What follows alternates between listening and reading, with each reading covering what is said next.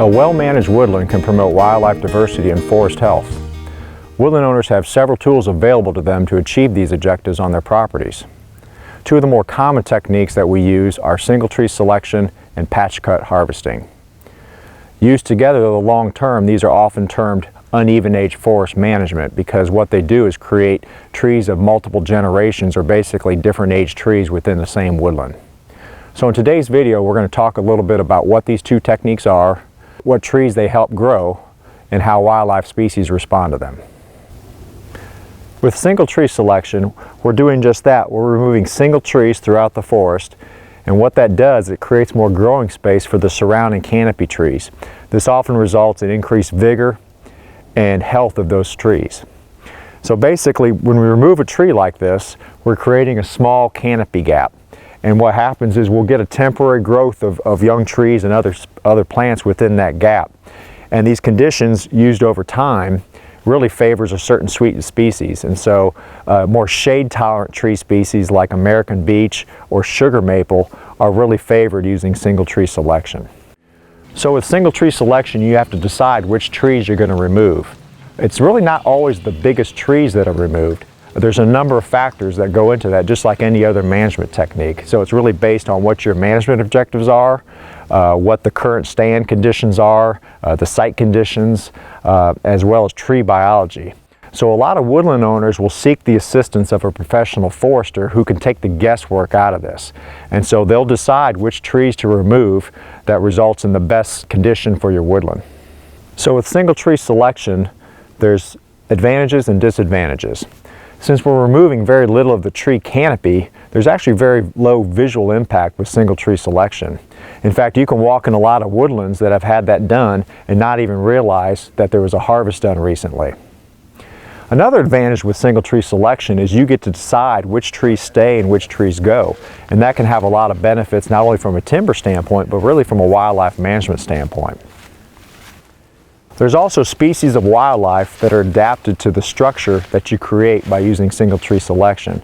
So a good example of that is the cerulean warbler. It's a state endangered species. It's a little songbird that nests really high up in the canopy. But what research has found is that they really prefer to nest in oak trees, and especially white oak trees that are adjacent to small canopy gaps. So while single tree selection has a lower visual impact than other methods, because you're removing trees from a larger area, you have to move logging equipment over that area. And so you can actually have a greater impact in terms of soil disturbance and road creation than you would with regeneration openings and patch cuts, where you're removing more timber in a more confined area.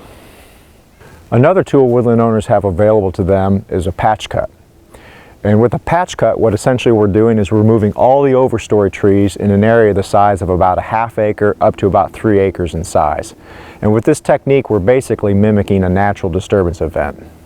So what this allows, it allows our shade intolerant species like some of our oak species, cherry, and tulip to have a better chance of growing and competing with other trees. And so when you remove all those overstory trees, you have a lot of sunlight, and for the first few years you have a lot of trees growing in that area at a density exceeding sometimes thousands of trees per acre. But over time those trees tend to die out and they self-thin. But a good general rule of thumb when you're doing patch cuts is the diameter of the cut needs to be at least 1 to 2 times the height of the surrounding canopy. And what this allows is you have a large enough core area in the center of that cut to get full sunlight for the majority of the time. In the surrounding perimeter of that cut, even though you don't have any overstory trees above it, you still get enough shade where it actually promotes the more shade tolerant species like your beech and your maple. In terms of deciding between patch cuts and single tree and other methods, it's all the same in terms of the factors you consider. So it comes down to your management objectives, species biology, the site conditions, and those will really dictate what you're going to do and where. So when you create a patch cut, you actually create a good wildlife habitat. And so that dense growth of young trees and shrubs and wildflowers that you get has positive effects on different wildlife species.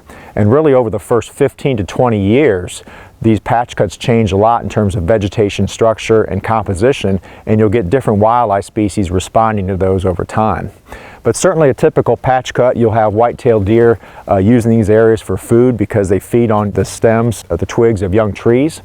You'll have eastern cottontail rabbit, wild turkey utilizing them for food and cover. And you even have forest bats that'll come, sometimes travel quite a distance away to feed in these patch cuts for insects. Normally we associate some species as having mature forest habitat and young forest habitat, but a lot of species require both. And so even some of our mature forest breeding songbirds like scarlet tanager and ovenbird, once their young fledge the nest, they'll often take them to areas like patch cuts and regeneration openings to feed. Most people would call a 2 to 3 acre patch cut really big, but there's actually species of wildlife that need even bigger areas. So some of our birds, for example, yellow-breasted chat, which is a songbird, ruffed grouse, these species that are of conservation concern actually need bigger areas. And so in this case, we would prescribe a regeneration opening, which would create areas of even 10 acres or larger that some of these species need. Our sun-loving tree species regenerate naturally within these patch cuts, but we can't always predict which ones are going to come up. So in cases where landowners think that desired species like oaks and black walnuts are unlikely to regenerate naturally, sometimes they'll choose to do supplemental plantings within these patch cuts. In terms of the different timber harvesting techniques, there's no one approach. One technique is not better than the other. They simply result in different conditions, and you're going to have different plant and animal species respond to those conditions. Ideally, you'd want to use a variety of these techniques to enhance wildlife diversity and tree species diversity on your property. Larger woodland owners, you're going to have more flexibility in terms of what you can do, but timber harvesting can still be an important forest management technique for smaller woodlots. Always seek the advice of a professional forester who can help you determine which harvest technique is right for you. To find a forester or other resources, see the web links in the video description below.